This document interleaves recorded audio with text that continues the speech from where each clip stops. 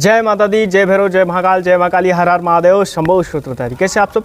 अगर आपकी लाइफ में बहुत सारी दिक्कतें आ रही हैं, आपने आगे चल के बहुत सारी दिक्कत परेशानियां अपने जो पिछले जन्मों में या पिछले कर्म ऐसे हैं जो आपने अपनी स्टार्टिंग लाइफ में बहुत गलत किया। आप किसी भी पद पर थे, वहाँ पर आपने किसी को धोखा दिया, किसी की निंदा की, या नॉर्मल लाइफ में आपने किसी की निंदा की, किसी की बुराई की, जीव हत्या किया, पाप किए, बहुत सारा कुछ आपने किया। और ये सब मद और अहंकार के कारण, गुस्से के कारण, क्रोध के कारण, ईर्ष्या द्वेष के कारण ये सारी चीज़ें हो गई।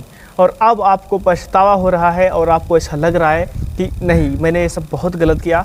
तो ऐसे में आपके ऊपर ईश्वर की कृपा हो गई है और आपका मन अब पवित्र होना चाहता है, क्योंकि बोझ बहुत ज़्यादा हो गया है। तो आपको करना क्या है? इन सभी से बाहर आने के लिए आपको एक मैं महाप्रयोग दे रहा हूँ, महाप्रयोग, जिसको आप करेंगे तो आपके जो क्रम है वो धीरे धीरे हल्के होते होते सब हल्के हो जाएंगे और आप अपने ईश्वर में, अपनी भक्ति में, अपने क्रम में, अब जो भी बिजनेस करते हैं, व्यापार करते हैं, या जिस भी कार्य में आप आगे जाना चाहते हैं, उसमें अड़चनें समाप्त हो जाएंगी और आपको शीघ्र अतिशीघ्र उस लक्ष्य की प्राप्ति होगी।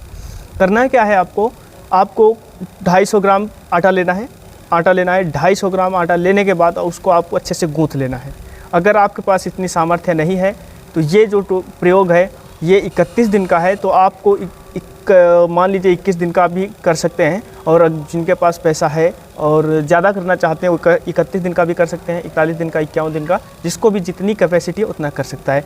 लेकिन कोशिश करें कि 21 दिन से ज़्यादा कम ना करें। इससे क्या होगा कि आपके जो भी दिक्कत परेशानियों का इस दौरान अच्छे से जो है समापन हो सकता है।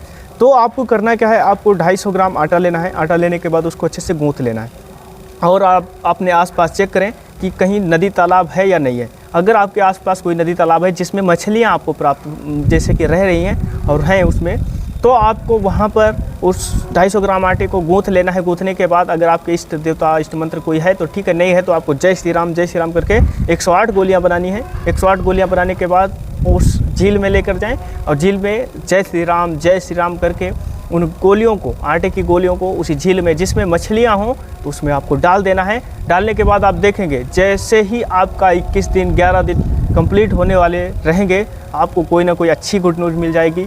आपके अगर शादी में रुकावट हो रही होगी तो वो भी समाप्त हो जाएगी। संकल्प करके अगर करेंगे कि मेरा ये संकट चला जाए तो चला जाएगा। दूसरा, अगर आपके व्यापार में अगर कोई दिक्कत है, थोड़ी मोड़ी अगर सहायता चाहिए तो ईश्वर आपकी, श्री राम भगवान आपकी सहायता करेंगे। और उसके बाद आप किसी तंत्र मंत्र साधना कर रहे हैं तो उसमें भी सहायता मिलेगी। अगर आप पढ़ाई कर रहे हैं तो उसमें भी सहायता मिलेगी। आप जॉब कर रहे हैं उसमें सहायता मिलेगी। आप कोई भी कार्य कर रहे हैं तो ये किसी भी धर्म से कोई मतलब नहीं है। अगर आप हिंदू हैं, मुस्लिम हैं, सिख हैं, ईसाई हैं, जैन हैं, कोई भी किसी भी प्रकार के आप मानव हैं तो बस आपको ये प्रयोग कर लेना है। हमें ईश्वर को मानना है। ईश्वर के नाम से मतलब नहीं है, नाम अनेक हैं लेकिन स्वरूप एक होता है।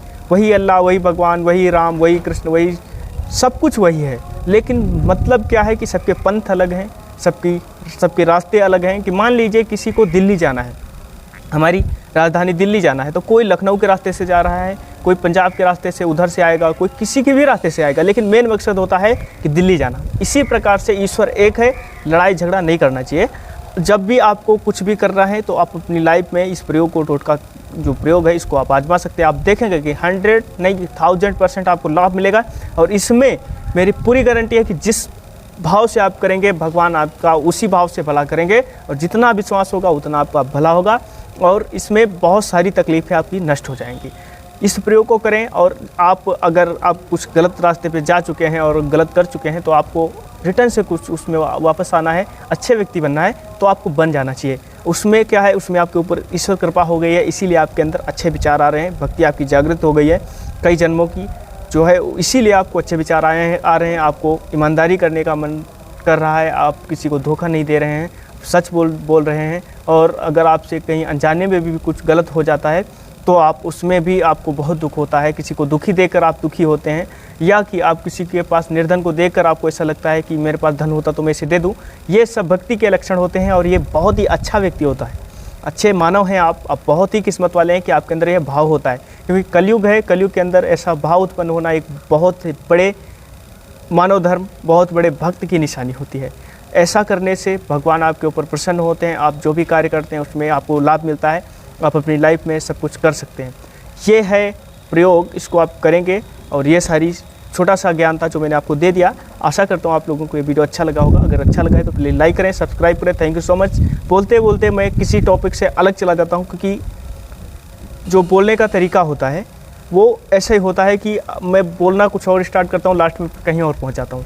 ये चीज़ें हैं, तो आपको ज्ञान है ये हर जगह का आपको मिल जाएगा। अगर आप वीडियो देखते हैं तो आप बहुत अच्छे से समझ जाएंगे कि कहाँ से कैसे क्या करना है, और अपनी लाइफ में सब अच्छा कर पाएंगे। जय माता दी, जय भैरव, जय महाकाल, जय महाकाली, हर हर महादेव, शंभो सूत्रधारी, जय गुरुदेव। अगर आपको तंत्र मंत्र से दिक्कत है, कोई किसी ने काला जादू, ब्लैक मैजिक या किसी भी प्रकार का कोई तंत्र आपके ऊपर है, तो आप जुड़ सकते हैं। जय माता दी, आपका 100% कार्य होगा। जय माता दी सभी को।